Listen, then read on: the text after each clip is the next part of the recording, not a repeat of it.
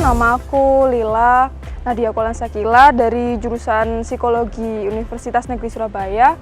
Sekarang sedang menjabat sebagai Ketua Umum Teater Institute. Kenalin, nama saya Firda Aslihatul Kirom, biasa dipanggil Firda. Saya mahasiswi dari jurusan Pendidikan Guru, Pendidikan Anak Usia Dini. Saya selaku Ketua Himpunan Mahasiswa Jurusan PG PAUD periode 2022.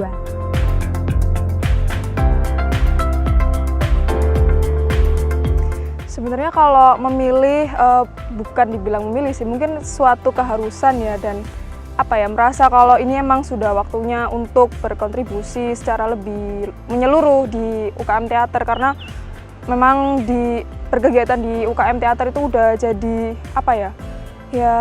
passion saya gitu selama 3 tahun terakhir ini.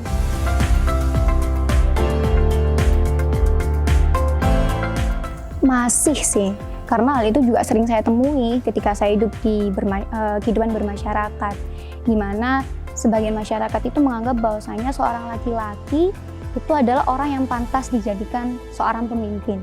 Sebagian masyarakat itu menganggap bahwasanya seorang wanita itu adalah orang yang lemah. Jadi stereotip itu yang membuat masyarakat itu menganggap bahwasanya wanita itu nggak bisa jadi seorang pemimpin.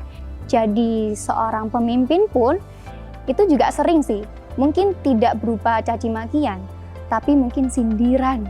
Kalau dari lingkungan Teater Institute sendiri, kalau saya sih jarang ya, karena emang kita ya sama-sama udah tahu kalau kita tuh emang setara dan nggak pernah ada untuk membedakan antara laki-laki dan perempuan. Cuma kalau perlakuan yang membedakan seperti itu pernah saya dapatkan 1 kali 2 kali ketika mengunjungi teater di luar. Ternyata di luar itu masih banyak yang meragukan kok ketum teater bisa perempuan gitu kan. Padahal emang kalau ketum teater itu dibutuhkan orang-orang yang biasanya nyeni, terus nyentrik, bisa bergaul ke semua orang gitu.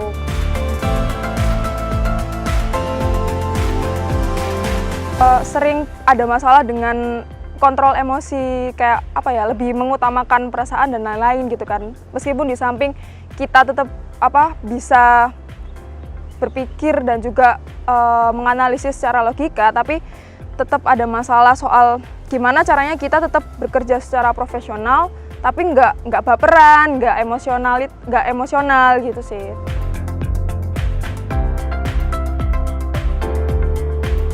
Sebuah tantangan itu menjadikan motivasi sih menurut saya malahan. Jadi semangat kita buat bisa terus belajar. Saya sering kok mendapatkan tantangan seperti itu. Ya salah satunya adalah dengan ketika kita ada di sebuah forum, kemudian ada pendapat-pendapat yang kolot dari anggota yang lain. Nah ini kadang kita nggak dapat akses buat bisa ngobrol, nggak dapat akses buat bisa nyangga gitu loh. Karena itu tadi, seorang laki-laki itu identik dengan kuat, nggak bisa dicela omongannya. Jadi itu sih salah satu tantangannya. Perasaan seperti itu sering ya tentunya. Apalagi ketika kita masuk ke sebuah forum, yang mana forum itu diisi banyak orang, banyak seorang laki-laki yang mungkin kemampuan berkomunikasinya lebih baik.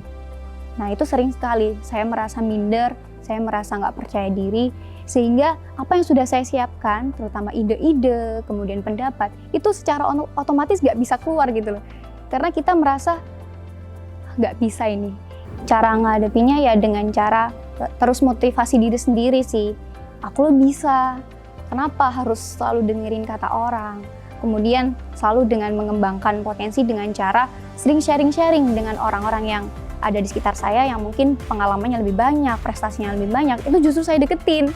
Nah dari situ akhirnya saya punya banyak informasi, apa sih yang kurang dari dalam diri saya.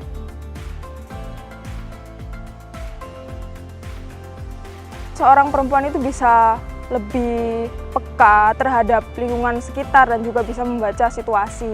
Tapi sebenarnya nggak membatasi laki-laki untuk bisa melakukan hal yang seperti itu. Tapi mungkin saya pikir perempuan bisa lebih menggunakan akal dan juga perasaannya dalam membangun kehangatan di organisasi gitu. Terbuka ke teman-teman dan bisa lebih menjangkau teman-teman. Jadi saya nggak berlaku seperti pemimpin yang harus selalu berada di atas dan pemimpin yang hanya menyuruh-nyuruh saja atau lebih dominan. Tapi lebih merangkul ke teman-teman dan tahu kebutuhan mereka apa secara personal, satu persatu individu. Jadi lebih bisa menerapkan hal itu sih. Keunggulan dari seorang perempuan ketika menjadi seorang pemimpin itu bisa kita lihat dari bagaimana cara dia bersikap. Jadi perempuan itu kan cenderung mengedepankan perasaan. Kita lebih memikirkan gimana ya perasaan seseorang ini. Jadi kita lebih empati gitu loh terhadap orang lain. Jadi ketika kita melihat adanya penurunan kinerja dari anggota, kita lebih paham apa sih yang mereka rasakan, kira-kira apa ya masalahnya, sehingga kita bisa pendekatannya itu lebih gimana ya, antar kita dengan anggota itu lebih lebih deket gitulah. Kemudian keunggulan lain itu seorang perempuan lebih ekspresif, lebih bisa berkomunikasi, lebih bisa yang namanya mengatur emosi ya daripada seorang laki-laki, itu menurut saya.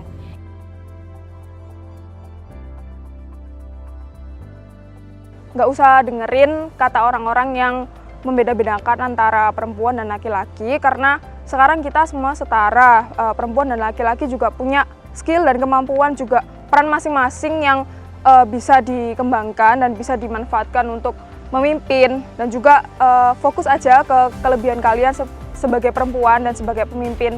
Jangan fokus ke keterbatasan yang kalian alami dan lingkungan kalian ciptakan untuk kalian. Ya, pesan buat teman-teman mahasiswi yang ingin jadi pemimpin ya, tetap semangat, tetap optimis dengan kemampuan yang kalian miliki. Jangan pernah merasa minder, jangan pernah merasa tidak berharga. Kalian itu berharga. Kalian itu diciptakan sangat istimewa. Dan tidak ada pandangan bahwasanya perempuan itu tidak bisa jadi seorang pemimpin. Jadi di sini kita bebas loh, di sini kita punya wadah loh buat jadi seorang pemimpin. Jadi ayo, buat apa kita minder? Lakukan aja selagi itu positif. Dan niatkan semua itu dengan niatan yang baik, demi kepentingan bersama. Jangan pernah niatkan itu dengan kepentingan pribadi kalian.